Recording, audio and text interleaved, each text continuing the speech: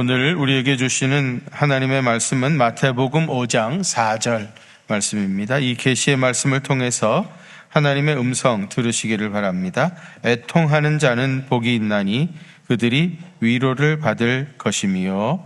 아멘. 남편은 의사였고요. 의과대학 교수였었고요. 그리고 부인은 교회 권사님이셨습니다. 이 집에 21살 난 아들이 있었는데 여름에 자기 친구들하고 물놀이 갔다가 그만 심장마비로 죽었습니다. 그래서 이 아들을 장례식을 치르는데 그 어머니 권사님이 눈물을 한 방울도 흘리지 않았다고 그래요. 눈물을. 왜 그랬을까요? 우리 아들이, 내가 그렇게 사랑하는 우리 아들이 죽어서 천국 갔으니 기쁜 일 아니겠습니까? 그렇게 사람들한테 늘 얘기했다고 그래요. 말은 맞죠. 그렇죠? 천국 갔으니까.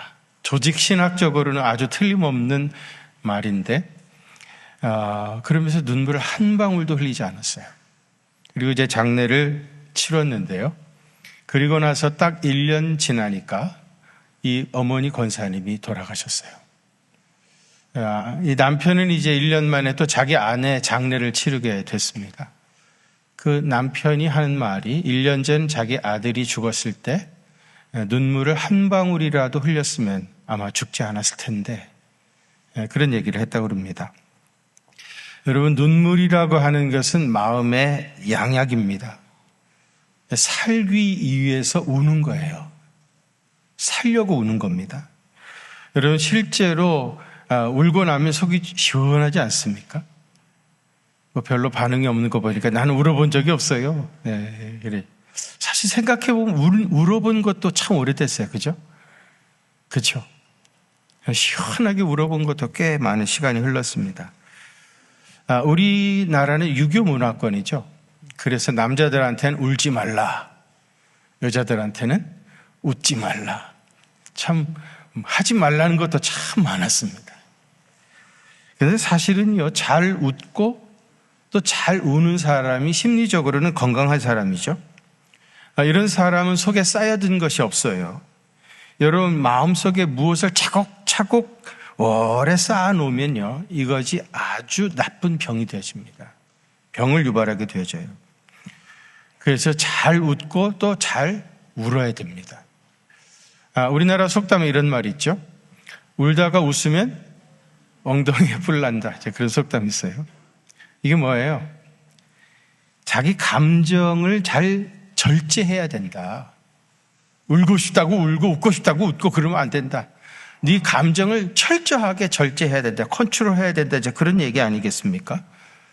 근데 어쩌면 이런 이야기들 때문에 우리나라 사람들이 암 발생률이 세계에서 많이 높은 것 같아요. 아무것도 못하게 하는 겁니다. 표현하지 못하게 하는 거예요. 여러분, 엉덩이에 뿔난 사람 있긴 있습니까?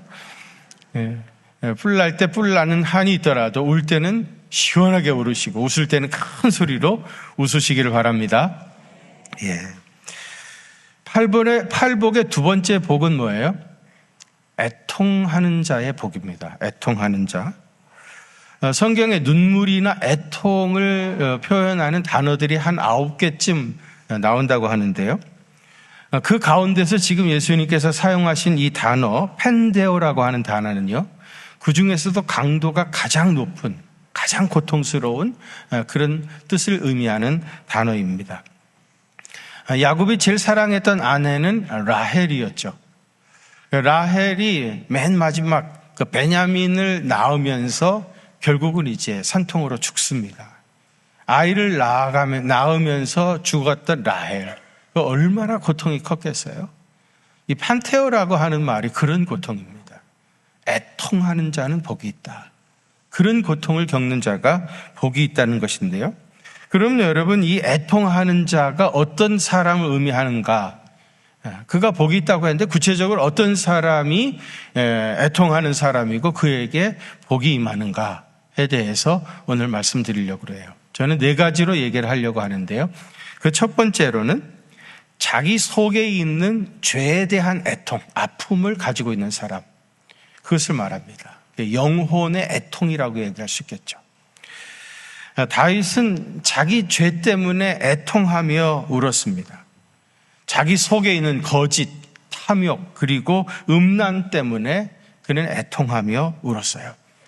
시편 51편 1절에서부터 11절, 다윗의 비탄시라고 별명이 붙어 있는 시입니다. 다윗이 울면서 하나님 앞에 이렇게 시를 지었어요. 거기 보시면 하나님이여 주의 인자를 따라 내게 은혜를 베푸시며 주의 많은 긍휼을 따라 내 죄악을 지워주십시오. 이 많은 죄를 다 주님이 지워주십시오. 나의 죄를 맑게 씻어주시고 나의 죄를 깨끗하게 제해 주십시오. 내가 죄악 중에서 출생하였으며 내가 태어날 때부터 죄악 가운데서 태어났다는 겁니다. 그리고 내 어머니가 죄 중에서 나를 잉태하였다. 처음부터 나는 죄인이었다는 고백이죠. 그러니까 우슬초로 나를 정결하게 하소서 내가 정하리이다. 나의 죄를 씻어주소서 내가 눈보다 희리이다. 주의 얼굴을 내게서 돌이키지 마시고 내 모든 죄악을 지워주십시오. 하나님이여 내 속에 정한 마음, 깨끗한 마음을 창조해 주시고 내 마음에 정직한 영을 새롭게 해 주십시오. 나를 주 앞에서 쫓아내지 마시며 주의 성령님을 내게서 거두어 가지 마십시오. 그렇게 다윗은 울면서 하나님 앞에 기도했습니다. 다윗은 눈물이 참 많았던 사람이었던 것 같아요. 시편 6편 6절에 보면은 내가 탄식함으로 피곤하여 밤마다 눈물로 내 침상을 띄우며 내 요를 적신하이다. 다윗은 밤마다 자기 죄로 인해서 눈물로 자기 침상을 둥둥 떼었다. 굉장한 과장이죠. 얼마나 눈물을 많이 흘렸는지 눈물로 자기 침상을 둥둥 뜨게 했고 자기 요를 적셨다고 그래요. 시편 56편 8절에서는요. 나의 유리함을 주께서 계수하셨사오니 나의 눈물을 어디에? 주의 병에 담으소서. 한없이 흘러내리는 이 눈물을 당신의 병에 담아주십시오. 그런 시를 고백했습니다. 자기 죄로 인하여 애통하는 사람은 위로를 받는다고 했습니다. 그 위로라는 건 뭐겠어요? 사죄의 은총을 체험하게 되어진다. 자기 죄로 인하여 애통하고 울며 회개하는 사람, 하나님께서 그 모든 죄를 다 사해 주신다. 그런 말씀입니다. 아주 유명한 요절이죠. 요한일서 1장 8절과 9절 말씀. 우리 한번 같이 봉독하실까요? 요한일서 1장 8절 9절입니다. 시작. 만일 우리가 죄가 없다고 말하면 스스로 속이고 또 진리가 우리 속에 있지 아니할 것이요. 만일 우리가 우리 죄를 자백하면 그는 미쁘시고 의로우사 우리 죄를 사하시며 우리를 모든 불의에서 깨끗하게 하실 것이요. 아멘. 만일 우리가 죄 없다고 말하면 어떻다는 거예요? 스스로 속이는 자다. 스스로 자기 자신을 속이는 자라. 그러나 만일 우리의 죄를 자백하면 어떻게 됩니까? 그는 미쁘시고 의로우사 우리 죄를 사해 주시고 우리를 모든 불의에서 우리를 깨끗하게 하실 것이다. 자기 죄를 주님 앞에 자백하면 주님이 다 씻어주신다는 거예요. 자백하는 사람에게 사죄의 은총이 임한다는 것입니다.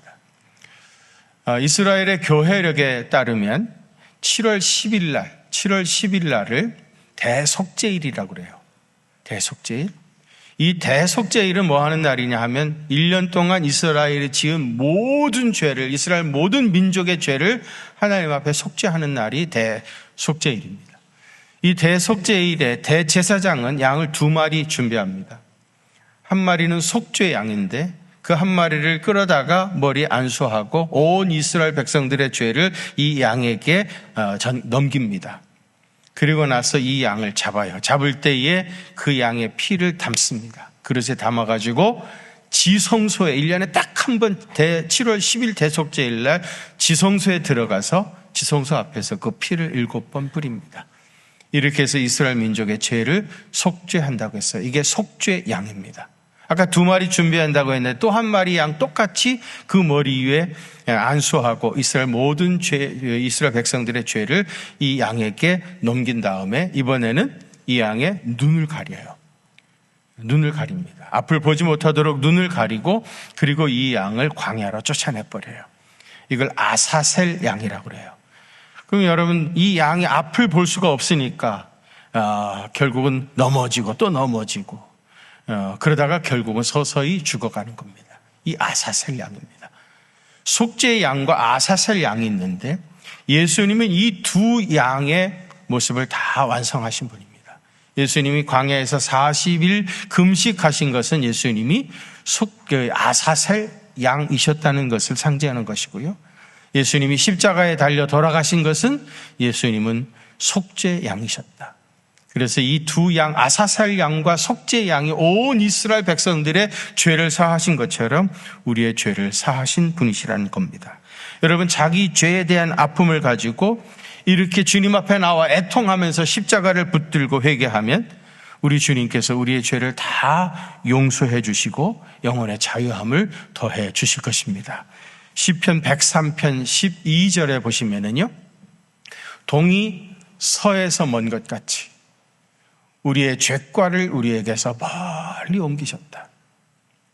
진정으로 주님 앞에 나와 애통하며 회개하고 주님의 십자가를 붙잡으면 동이 서에서 먼 것 같이 우리의 모든 죄과를 주께서 옮기셨다 하는 것입니다.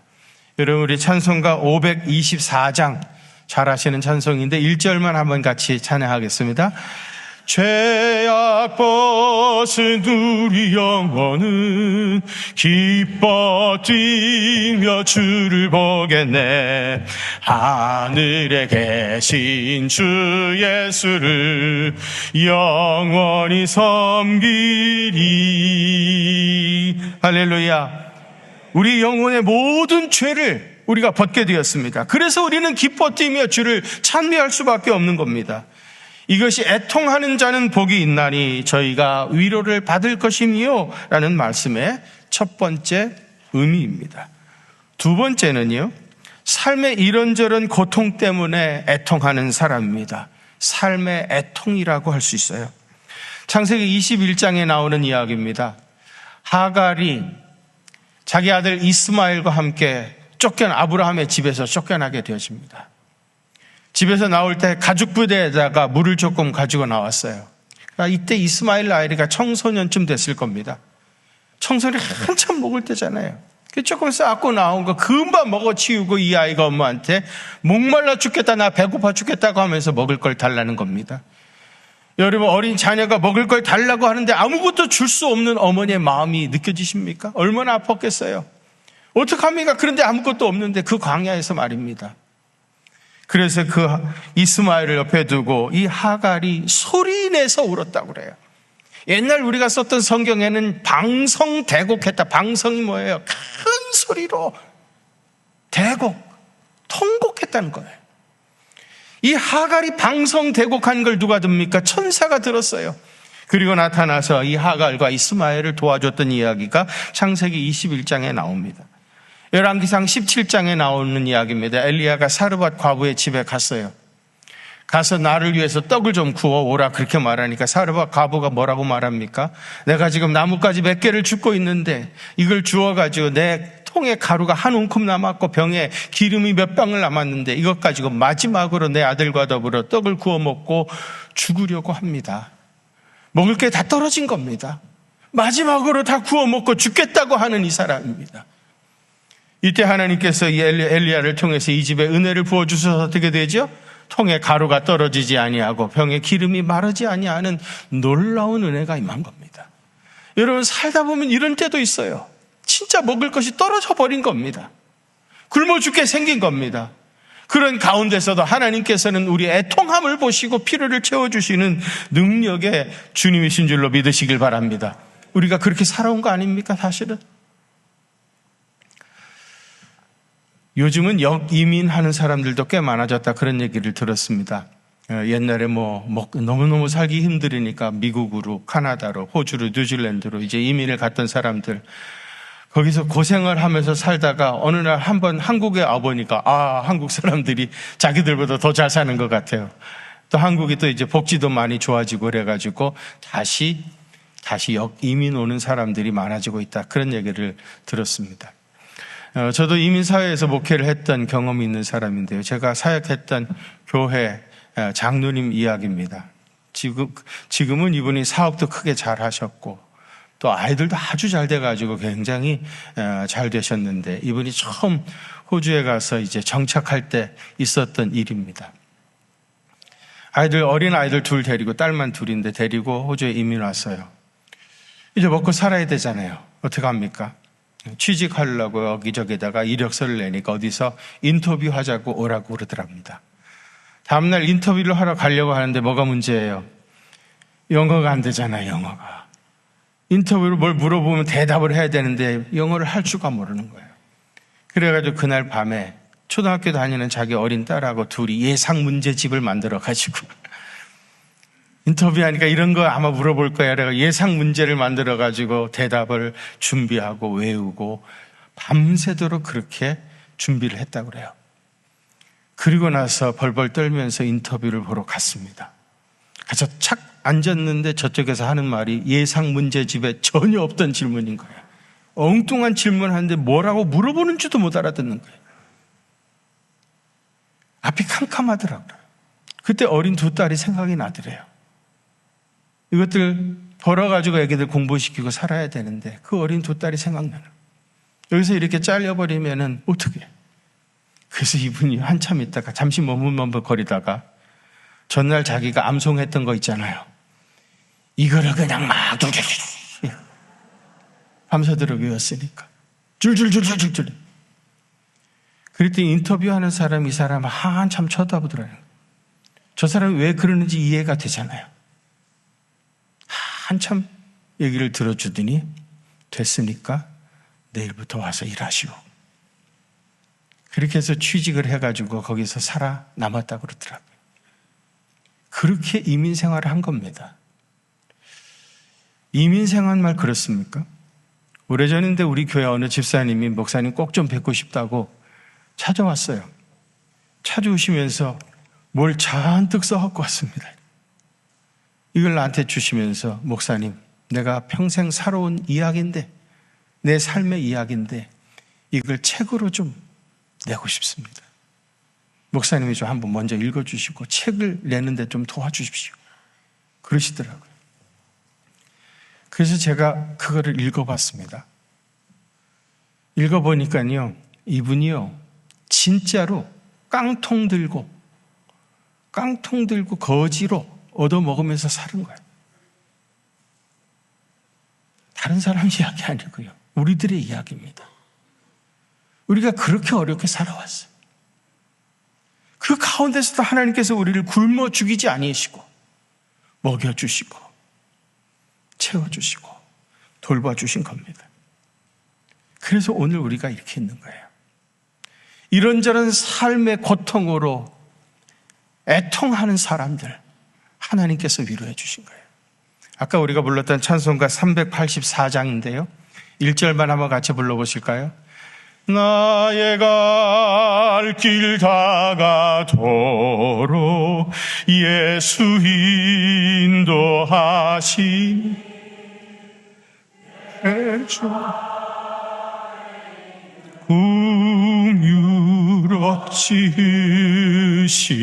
긍휼없으시마리요 믿음으로 사는 자는 하늘 위로 받겠네.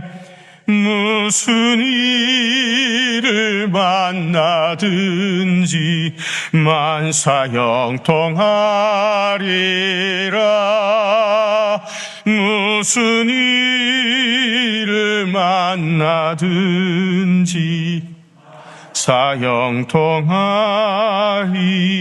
사형통하리라. 할렐루야.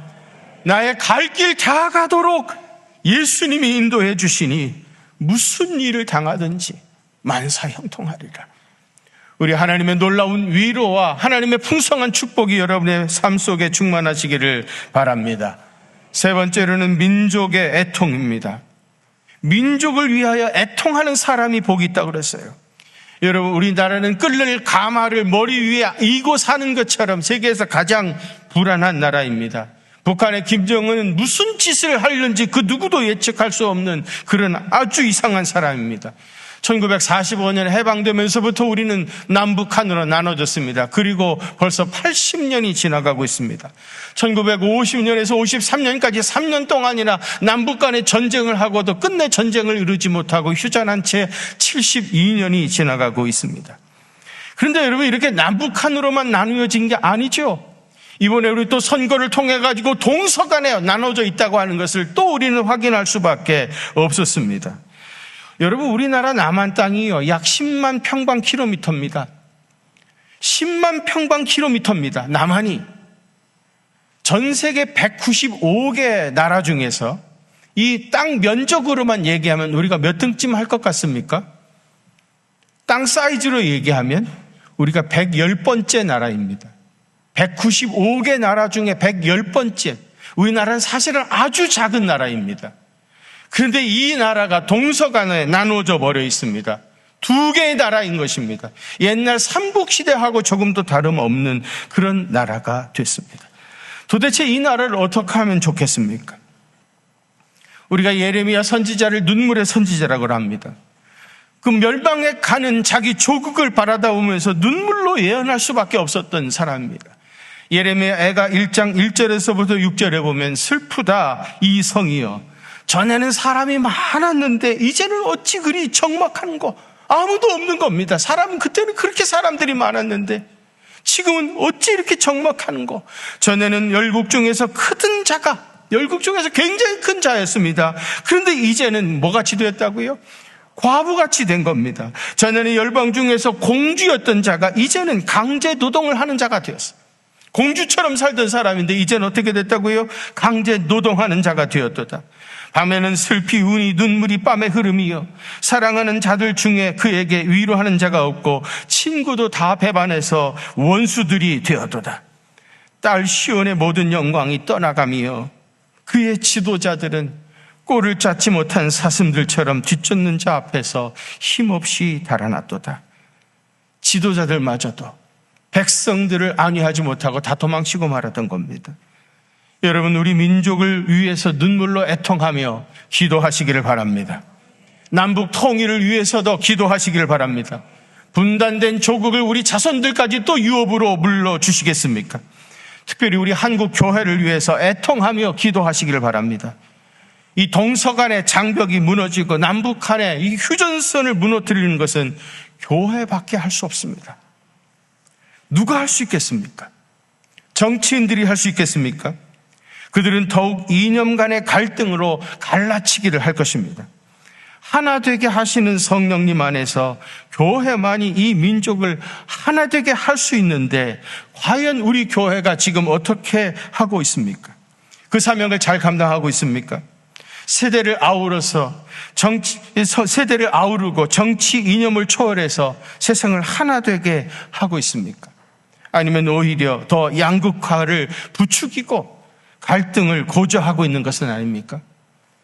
그동안 우리 교회가 무슨 정당처럼 흘러가고 있었던 것은 아닙니까? 우리 민족을 위하여 애통해야 합니다. 그리고 우리 한국 교회를 위하여 애통하는 자가 되시기를 바랍니다. 느헤미야 1장에 나오는 이야기입니다. 느헤미야가 바벨론 포로지에 끌려갔습니다. 늘 그의 마음속에서는 예루살렘이 어떻게 됐는가? 예루살렘 성이 어떻게 됐는가? 그것이 늘 궁금했어요. 늘 걱정이었어요. 근데 하나니라고 하는 사람이 예루살렘에 갔다 왔다는 겁니다. 이 사람 불러다가 예루살렘에 대한 소식을 듣고 싶어가지고 그를 불렀어요. 이 하나니가 느헤미야에게 그렇게 말합니다. 느헤미야 1장 3절과 4절인데 한번 같이 봉독하실까요? 시작. 그들이 내게 이르되 사로잡힘을 면하고 남아있는 자들이 그 지방 거기에서 큰 환난을 당하고 능력을 받으며 예루살렘 성은 허물어지고 성문들은 불탔다 하는지라. 내가 이 말을 듣고 앉아서 울고 수일 동안 슬퍼하며 하늘의 하나님 앞에 금식하며 기도하여 이르되 하늘의 하나님 여호와 크고 두려우신 하나님이여 주를 사랑하고 주의 계명을 지키는 자에게 언약을 지키시며 긍휼을 베푸시는 주여 간구하나이다. 아멘. 하나님이 와서 그런 얘기를 한 겁니다. 예루살렘이 멸망당할 때 수많은 사람들이 포로로 끌려가 버렸고 그 가운데 남아있는 자들은 거기서 큰 환난과 능욕을 받고 예루살렘 성은 이미 다 회파되어져 버리고 성문은 떨어지고 다 불타가지고 아무것도 남지 않았다는 거예요. 이 이야기를 듣고 느헤미야는 앉아서 울고 수일 동안 슬퍼하며 하나님 앞에서 금식했다고 하는 겁니다. 예루살렘 성문이 불타버렸다는 이 소식을 듣고 울며 금식했던 느헤미야처럼 나라와 민족을 위하여 애통하는 사람 되시기를 바랍니다. 마지막 네 번째로는 육체의 질병 때문에 고통당하는 사람입니다. 육체의 고통이라고 할 수 있습니다. 우리 교인들 가운데서도 각종 암과 여러 가지 희귀병으로 고생하는 분들이 참으로 많이 계십니다. 나이 많이 드신 분들뿐만 아니라 젊은 분들 중에도 암으로 여러 가지 질병으로 고통당하시는 분들이 많습니다. 특별히 자녀들이 큰 병으로 고생하고 있는 부모님들이 많이 있어요. 건강이 괜찮으시냐고 그러면 나는 나이 들어서 여기저기 아픈 거 어찌할 수 없는데 우리 자녀들이 아픈 거예요. 암에 걸렸습니다. 그런 자녀들을 수술실에 들여보내는 어머니의 마음이 얼마나 아프시고 무거우시겠습니까? 여러분, 육체의 질병으로 고통당하는 자를 위하여 애통하며 기도하시기를 바랍니다. 우리 하나님께서 치료의 광선을 발하여 주실 것입니다. 제가 전에 예수님의 3대 사역을 얘기할 때 세 번째가 뭐였습니까? 치료 사역이라고 그래요. 치유 사역이라고 그랬습니다. 치유 사역. 복음서가 총 3774절인데 그 중에 484절이 이 치유 사역과 관계되어진 절이라고 했습니다. 10%가 넘습니다. 오늘날에도 우리 주님은 병든 자를 고쳐주시고 놀라운 이적을 베푸시는 분이심을 믿으시길 바랍니다. 이 믿음 가지시고 기도하십시오. 주께서 역사해 주실 것입니다. 여러분, 오늘 보면 4절 말씀 한번 같이 봉독합니다. 4절입니다. 4절 시작. 애통하는 자는 복이 있나니 그들이 위로를 받을 것이며. 아멘. 애통하는 자는 복이 있다고 하면서 어떻게 된다고요? 위로를 받는다고 했어요. 여기 위로라고 하는 말은요, 파라칼레오라고 하는 말이에요. 파라는 옆에서 그런 뜻이 있고요. 칼레오는 부르다 그런 뜻이에요. 옆에서 부르다. 옆에서 불러서 세워 함께 있으면서 위로하고 지지해주고 격려해주고 도와주는 것. 오늘 오순절 성령 강림 주일인데요. 성령님은 파라클레토스라고 그럽니다. 같은 뜻입니다. 위로라고 하는 말은 성령님이 우리 곁에 함께 서 계시면서 우리를 지켜주시고 보호하시고 인도하시고 필요한 것을 채워주시는 분입니다. 그것이 성경에서 말하는 위로입니다. 성령님은 절대로 여러분을 떠나지 아니하시고 언제나 함께 계시면서 여러분을 위로해 주실 것을 믿으시기를 바랍니다. 누가복음 6장 21절에서는 이렇게 되어 있습니다. 지금 우는 자는 복이 있나니 너희가 웃을 것이며. 할렐루야. 우는 자는 복이 있다. 어떻게 된다고요? 웃을 것이며. 여러분의 울음이 변해서 웃음이 될 것입니다. 제가 아주 좋아하는 시편의 구절입니다. 시편 30편 5절입니다. 그의 노염은 잠깐이요. 긴 것 같지만 잠깐이요. 그의 은총은 평생이로다. 여러분, 그 노염은, 고난이라고 하는 건 굉장히 길어 보이지만 사실은 잠깐입니다. 지내놓고 보면 잠깐이었습니다. 그 은총은 평생이로다. 저녁에는 울음이 기숙할지라도 아침에는 기쁨이 여르러다. 저녁에는 울음이 기숙할지라도 아침에는 기쁨이 이르러다. 울며 잠자리에 들었다 할지라도 아침에는 주님이 새로운 기쁨을 주실 것입니다. 시편 126편 5절과 6절입니다. 눈물을 흘리며 씨를 뿌리는 자는 기쁨으로 거두리로다. 이상하죠? 분명히 눈물을 뿌렸는데, 눈물이라고 하는 씨앗을 뿌렸는데 기쁨을 거둔다는 거예요. 울며 씨를 뿌리러 나가는 자는 반드시 기쁨으로 그 곡식단을 가지고 돌아오리라. 그런 은혜가 여러분들에게 임하시기를 바랍니다. 애통하는 자 하나님께서 위로해 주신다고 했는데 이런 온전한 위로의 은혜를 체험하는 매일의 삶이 되시기를 주의 이름으로 축원합니다. 거룩하신 아버지 하나님, 우리는 우리의 죄 때문에 애통할 수밖에 없고 삶의 이런저런 절박한 문제 때문에 애통하는 자요, 이 민족의 문제를 가슴에 안고 눈물 흘리며 기도할 수밖에 없으며 육체의 질병 때문에 애통하는 자일 수밖에 없음을 고백합니다. 주님 말씀하신 대로 애통하는 자는 복이 있나니 저희가 위로를 받을 것이라고 했는데 성령님 곁에서 위로하여 주시고 또 필요를 채워주시고 모든 환난을 이기게 하여 주시옵시고 주님이 주시는 기쁨으로만 충만할 수 있도록 은혜 부어 주옵소서. 저녁에는 울음이 기숙할지라도 아침에는 기쁨이 오리라고 했는데 그런 아침을 맞이할 수 있도록 성령님 역사해 주옵소서.